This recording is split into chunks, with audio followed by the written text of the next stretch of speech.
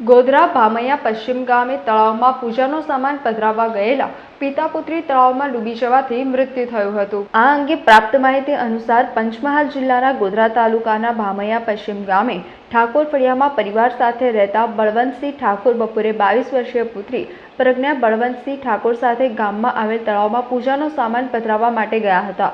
પુત્રી પ્રજ્ઞા તળાવના પાણીમાં ઉતરી પૂજાનો સામાન તળાવમાં પધરાવી રહી હતી। તે દરમિયાન તળાવના પાણીમાં ઉતરેલ પ્રજ્ઞાનો પગ લપસતા તે તળાવના ઊંડા ખાડામાં ડૂબવા લાગી હતી। પુત્રીને તળાવમાં ડૂબતી જોઈ પિતા બળવંતસિંહ પુત્રીને બચાવવા માટે દોડી આવ્યા હતા અને પુત્રીને તળાવના પાણીમાં ડૂબતી બચાવવા મરણના પ્રયત્નો કરવા છતાં પુત્રી પ્રજ્ઞા ઊંડા પાણીમાં ગરકાવ થઈ જતા તેનું મોત નીપજ્યું હતું।